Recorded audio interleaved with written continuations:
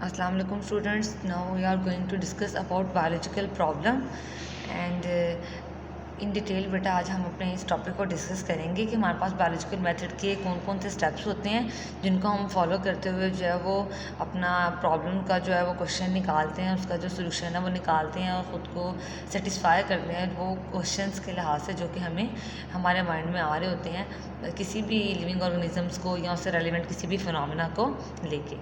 तो बेटा बायोलॉजी के अंदर हमारे पास दूसरी साइंसेस की तरह जो न्यू थिंग्स हैं वो डिस्कवर्ड होती रहती हैं और बहुत लॉन्ग टर्म जो है वो थेरीज बनती रहती हैं और फिर उनके अंदर मॉडिफिकेशन भी आती रहती है और रिप्लेसमेंट भी होती रहती है। जैसे मैंने आपको डे वन भी बताया था कि जब एक दफ़ा हमारे पास कोई चीज़ आ जाती है ना, तो ऐसा नहीं है कि उसके ऊपर वर्किंग जो है रिसर्च जो वो रुक जाती है, नहीं, बल्कि तमाम साइंटिस्ट जो हैं वो फर्दर उसके ऊपर काम जारी रखते हैं कि आया इसके अंदर कोई चेंजिंग्स तो नहीं आई है, इसके अंदर कोई गलती तो नहीं है, वक्त के साथ साथ ये सूटेबल है, अब ये इसके अंदर कोई मज़ीद मॉडिफिकेशन होनी चाहिए या कुछ रिप्लेसमेंट आनी चाहिए। तो ये जो बेटा बायोलॉजिस्ट जो है ना, जब ये रिकॉग्नाइज़ करते हैं ना कुछ बायोलॉजिकल प्रॉब्लम को, तो फिर ये फ़ौरन से उसके सोल्यूशन की तरफ जाते हैं। साइंटिस्ट जो है ना उनको बहुत क्रिटिकल थिंकिंग करते हैं बेटा, चाहे वो बायोलॉजिस्ट हैं, केमिस्ट हैं या हमारे पास फिजिक्स कोई बंदे हैं, तो उनको जब कोई चीज़ इरिटेट करती है, जब उनके दिमाग में कोई सवाल उठता है ना, तो वो उसका सलूशन चाहते हैं फ़ौरन। तो ये बायोलॉजिकल प्रॉब्लम को सॉल्व करने में बायोलॉजिस्ट जो स्टेप्स फॉलो करते हैं ना बेटा, बेसिकली इसको हम लोग कहते हैं बायोलॉजिकल मेथड। उसके अंदर हमारे पास जो सबसे पहला हमारा स्टेप आता है that is recognition of biological problem, then observation, फिर hypothesis formulation, deductions, experimentation and summarization of result, जिसके अंदर हम टेबल्स बनाते हैं, ग्राफिक्स बनाते हैं, बेसिकली अपने रिजल्ट को रिप्रेजेंट करते हैं एंड रिपोर्टिंग द रिजल्ट। अब स्टेज हम बहुत इन डिटेल इन स्टेप्स को देखते हैं। आज हम अपने 2 स्टेप्स को डिस्कस करेंगे एंड आहिस्ता आहिस्ता इसी तरह हम बाकी स्टेप्स को भी देखेंगे।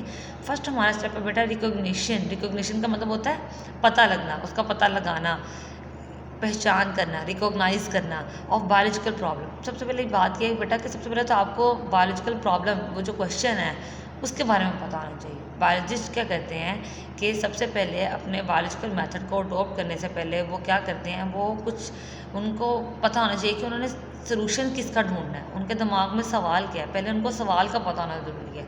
अब सवाल क्या होता है बेटा, ये सवाल जो है, ये जो बायोलॉजिकल प्रॉब्लम है, कोई भी ऐसा क्वेश्चन है जो कि लिविंग ऑर्गेनिज्म से रिलेटेड है, चाहे बेटा वो साइंटिस्ट के खुद से उसके माइंड में आ जाए या कोई दूसरा बंदा उसके माइंड में डाल दे, बस ये कोई भी ऐसा क्वेश्चन जो लिविंग ऑर्गेनिज्म से रिलेटेड है, उसकी ज़िंदगी गुजारने के, उसके इंटरनल एक्सटर्नल स्ट्रक्चर के लिहाज से, किसी भी लिहाज से उसके बारे में इरिटेट कर रहा है, उसको सेटिस्फेक्शन कोई उसका आंसर नहीं मिल रहा, तो जब उस सवाल का जवाब ढूंढने के लिए साइंटिस्ट जो है वो जो स्टेप्स को फॉलो करते हैं डेट इज़ बायोलॉजिकल मेथड, और वो हमारे पास जो सवाल होता है that is a biological problem. तो सबसे पहले तो बायोलॉजिकल मेथड में आपको क्वेश्चन का पता होना ज़रूरी है, recognisation of biological problem. Second step हमारे पास आता है डेट इज़ बेटा ऑब्जर्वेशन। अब हमारे पास इसमें क्या होता है बेटा कि उसमें हमने अब बायोलॉजिकल प्रॉब्लम को सॉल्व करना है, तो जो बायोलॉजिस्ट है वो रिकॉल करता है अपनी पुरानी ऑब्जर्वेशंस को। वो सोचता है कि अच्छा मैंने पहले इसके बारे में क्या ऑब्ज़र्व किया था, या अब मुझे मज़ीद इसके बारे में कौन सी नई जो ऑब्जर्वेशंस हैं वो बनानी है। ऑब्जर्वेशंस है ना बेटा, मुशाहिदा देखना।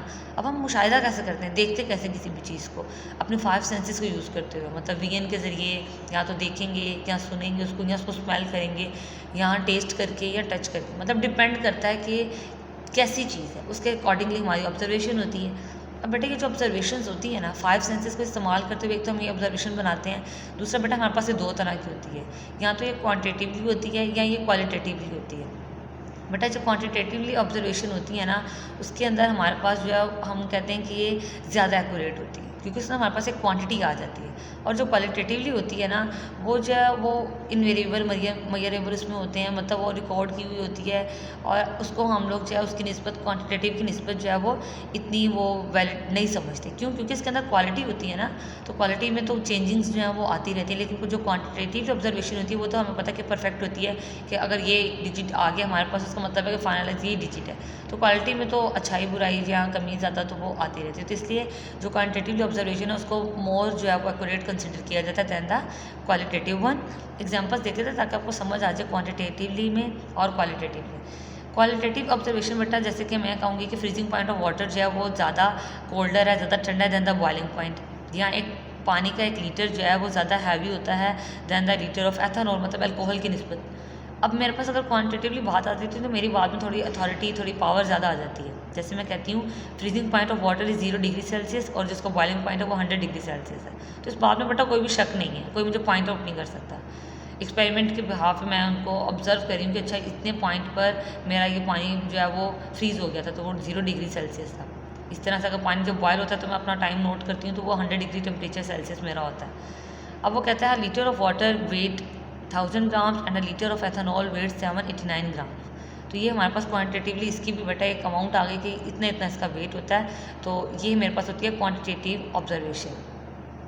डार्विन था बेटा हमारे पास एक बायोलॉजिस्ट, उसने सिर्फ ऑब्जर्व नहीं किया था अपने मतलब जो वो व्योज में था, अपने सफ़र में था, बल्कि उसने जो है वो अपने नेचुरलिस्ट जो है ना अपने काम को, दूसरों के काम को स्टडी भी किया था और अपनी थ्योरी बनाई थी एवोल्यूशन की। डार्विन ने अपनी जो एवोल्यूशन की थ्योरी बनाई थी ना, उसमें उसने सिर्फ कोई लिखी हुई बात नहीं की थी, बल्कि उसने क्या किया था कि उसने अपने जो बाकी तमाम उसके थे कॉलीग्स थे, जो बाकी तमाम साइंटिस्ट थे, उसको उसने उनकी प्रॉपरली उनकी वर्किंग को भी स्टडी किया था। फिर एट द एंड उनमें वो चेंजिंग्स जो है वो जो भी आपने उसने थ्योरी दी थी एवोल्यूशन की वो लेके आया था। इसको आप बात से परेशानी होने, इसको हम आगे बहुत इंशाल्लाह डिटेल में डिस्कस कर लेंगे।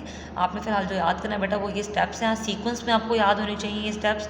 और जो फर्स्ट 2 स्टेप्स हैं that is recognition of biological problem and observation, इसकी एग्जांपल्स तक आपने बेटा इसको बहुत ही अच्छे से याद करना है। Thank you so much.